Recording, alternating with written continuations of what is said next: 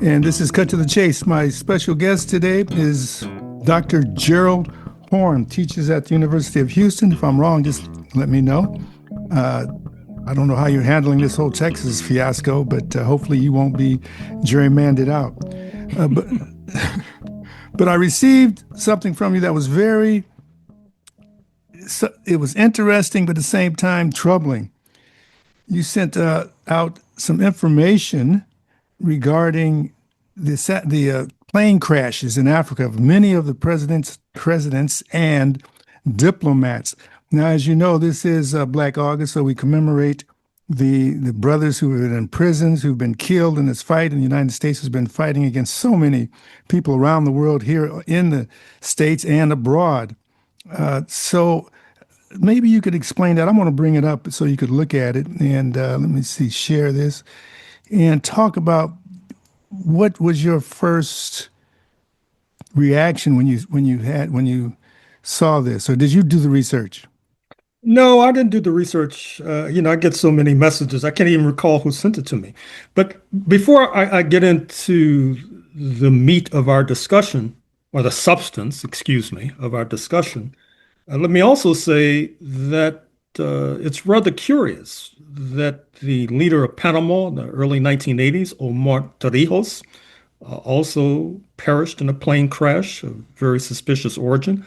Jaime Roldos of Ecuador, likewise.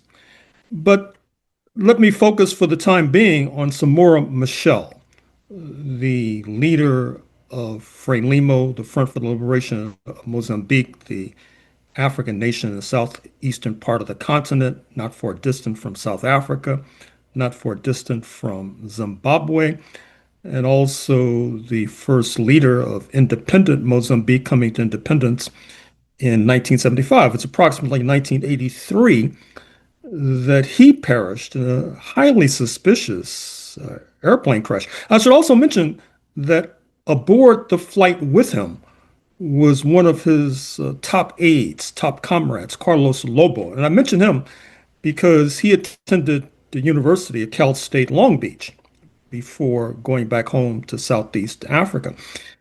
With regard to that plane, apparently the apartheid authorities, and recall that apartheid was not removed from the scene, at least formally, until 1994 with the election of Nelson Mandela. And so, therefore, in 1983, they were still riding high in the saddle. And apparently, what happened is that the apartheid authorities somehow were able to take over the controls remotely of the plane and direct it into a mountain, whereby all the passengers, the pilot, including Samora Machel himself, perished. Now, this takes place in the context of bitter contestation between Mozambique and apartheid South Africa. Recall that eventually Samora Machel and Frelimo were compelled to sign the so-called Nkomati Accord, which called upon them to expel militants from liberation movements of South Africa. And apparently that was not enough for the apartheid authorities. And it also takes place in the context of what can fairly be called a terror campaign, spearheaded by domestic Mozambicans known as Renamo, or the Mozambique National Resistance, who, by the way, are still in motion, although in 2025 they have refashioned and rebranded themselves as a so-called legitimate political party that contests elections. But in the 1980s, they were basically a puppet for apartheid South Africa. And I should also say, deeply influenced by the US right wing. I talk about this in my book, White Supremacy Confronted, which is a synthetic analysis of the liberation struggles culminating in South African independence under Mandela in 1994. And there's a special emphasis on the role of US actors. And in fact, given the subject for our discussion, and given the fact that a goodly number of these so-called accidents took place in the 1980s during the administration of one Ronald Wilson Reagan, and given the fact that the Reagan Presidential Library is in Simi Valley, California, not far distant from KPFK, it would be appropriate for one of our researchers to go dig into the files, as I did actually when I was writing my book. But of course, the nature of archives is that uh, inevitably more files are released or burned, for that matter.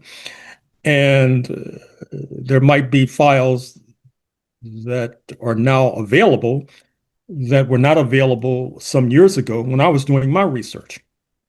So Samora Machel, in many ways, is the paradigmatic expression of the kind of interference that you're talking about. I see. So your book was White Supremacy. Say the title of your book again, please. White supremacy confronted. White Supremacy Confronted. So you saw this list. What was your first thoughts? Obviously, we all know like this whole aspect of murder and overthrow started, I think, with well, maybe before that, but the Dulles brothers refined it and just killed people, overthrew people. So when you saw this list of many of these leaders, what was your first thoughts? Well, just a footnote, just to refresh the recollection of the audience, the Dulles brothers, referring to Allen Dulles, Thank the you. early leader of the Central Intelligence Agency in the 1950s, his brother, John Foster Dulles, Secretary of State under President Eisenhower in the 1950s. Dulles Airport, the major international airport in the Washington, D.C. area, is named after John Foster Dulles. My first impression was mixed. On the one hand, incompetence is a kind of excuse for the role of the United States, at least. I mean, look at what happened with that Boeing plane at Ethiopia just some months ago, for example. Obviously, the result of incompetence on the part of Boeing executives, perhaps Boeing engineers. But at the same time, of course, there's no shock because we know, given the bloody history of the African encounter with imperialism, that these so-called accidents are simply par for the course. Hmm. So you mentioned that Boeing crash in Ethiopia. Uh, I know here in the Black communities, they always sell or give the bad products, the bad food to the inner city where people of color are. Do you think that when they sell these planes, I think this was a new plane, they hadn't really tested it, the Max, I believe. Could this be the same type of thing? Well, let's sell it to them because Ethiopia had one, and what are your thoughts on that? Because Well, I could have you? no evidence to substantiate that hypothesis.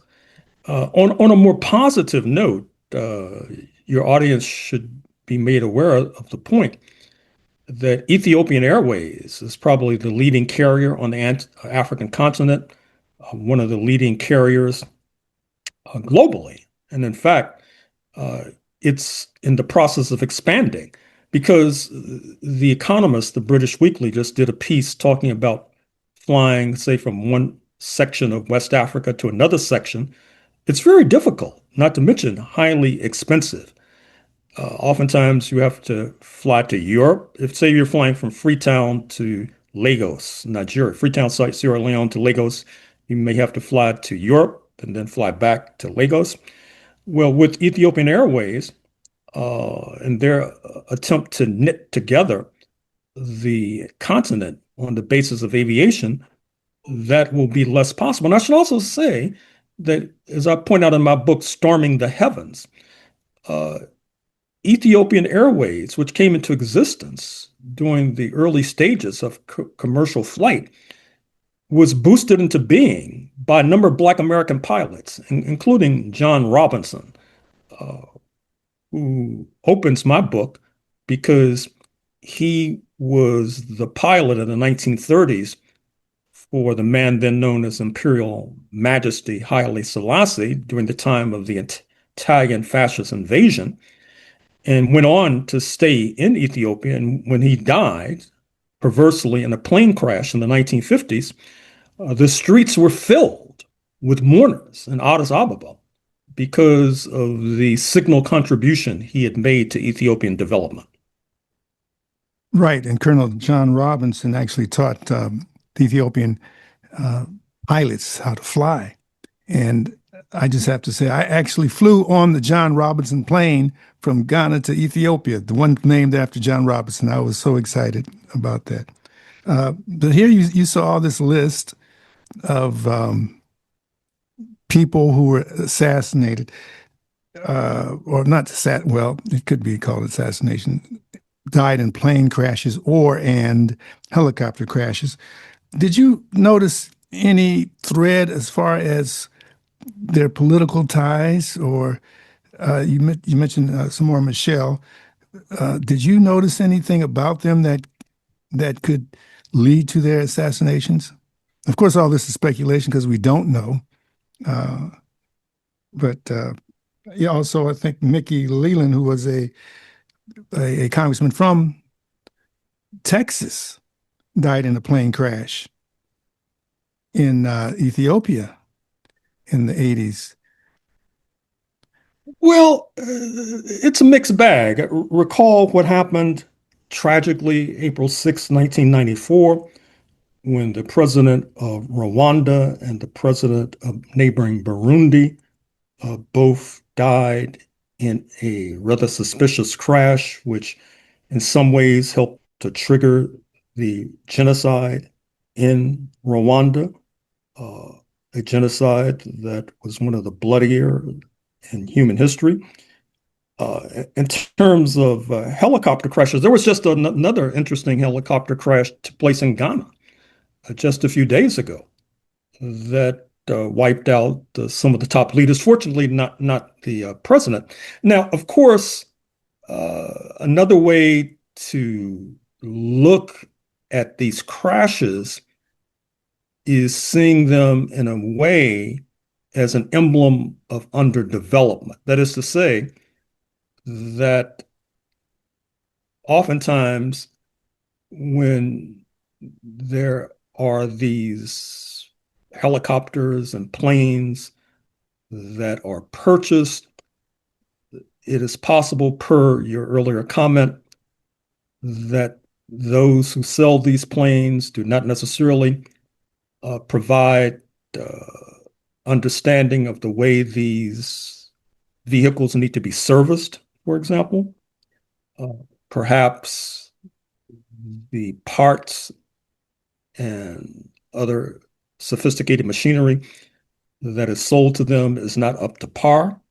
But then, once again, that's just in the realm of speculation. I mean, in order to come to a more definitive conclusion, we'd have to do a deeper investigation. And one of the things I found from scholarship is that it is possible that that investigation has been done, but has been buried in some obscure academic journal, for example. And it's up to us as those who seek to communicate to the public to do a deep dive to see if that proves to be the case. Right. Let's look at this. I want to pull up. I want to pull up this here so we can look at it and go through it real quick. So, can you see that, Dr. Horne? Is that the text that I sent you? Yeah, that's the names, all the lists of all the people who died or all the crashes. So I'm just want to go through it real quick and see if anything stands out. You got Bonaiva, Ati, there's about what? Let me see, died in October. There's maybe 10 of them altogether, which is, here's one died on April 10th. Bonaya Ati Godana, Kenya, deputy leader. Former foreign minister died on April 2006 in a Kenya Air Force plane crash near Marsabit. So this goes on and on. There's just so many. And like you said, it could be some coincidental. I think you basically looked at Samora Machel and said, probably not that one. Uh, Let me see, one, two, three, four, five, six, seven, eight, nine. I have 10. I'm counting 10, not including the Texas congressman. These are airplane and helicopter crashes. But like you said, it'll be, we really don't know what it is, but I think it caught a lot of our attention. Well, I speaking do, of the Texas congressman, you're referring to Congressman Mickey Leland of the yes, Congressional Black Caucus, who was a stalwart in the House of Representatives. And I would be remiss if I failed to note the dying in a crash of John Garang of what is now South Sudan. He was a leader of the forces in that nation that only came to independence about 10 or 15 years ago.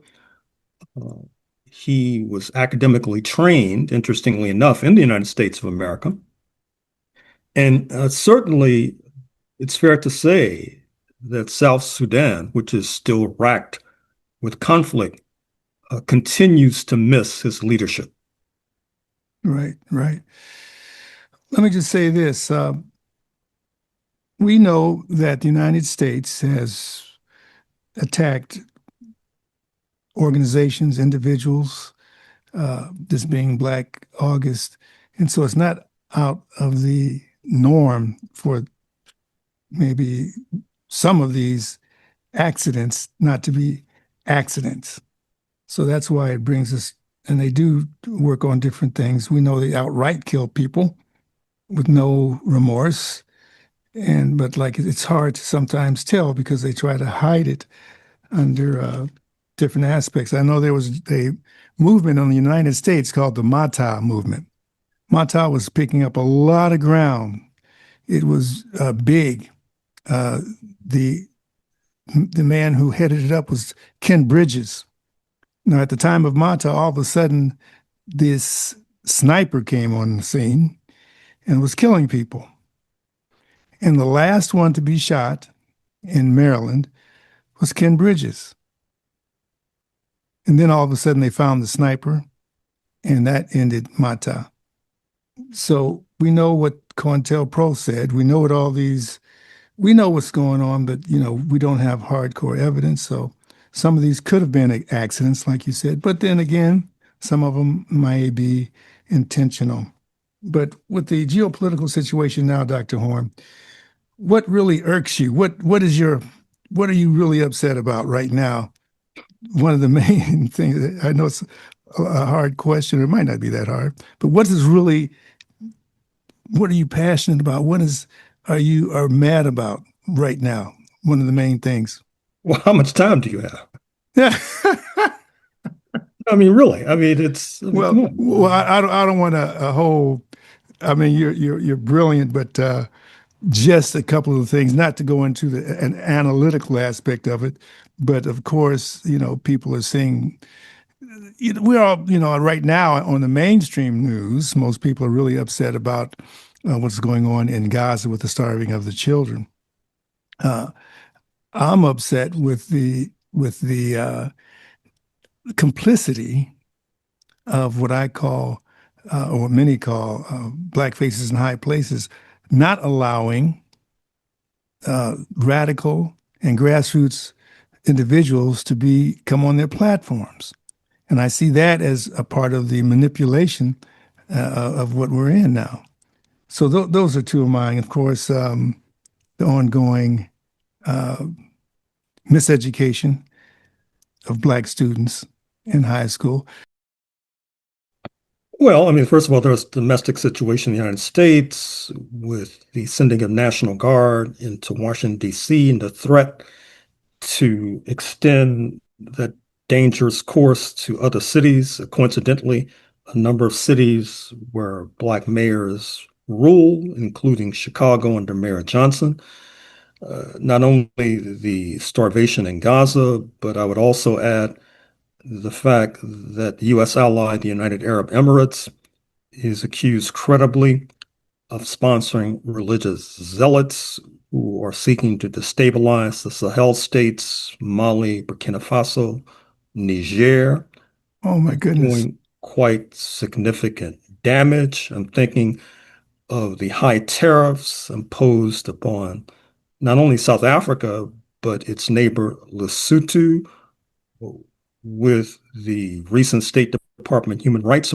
Report arguing that there's a special alleged persecution against the European minority, particularly farmers in South Africa.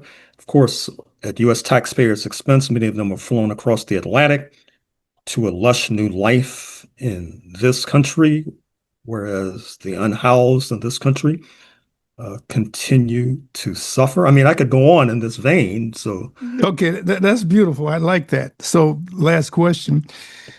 Do you have any strategies for us to win? When I say us, I mean those people who have morals, convictions.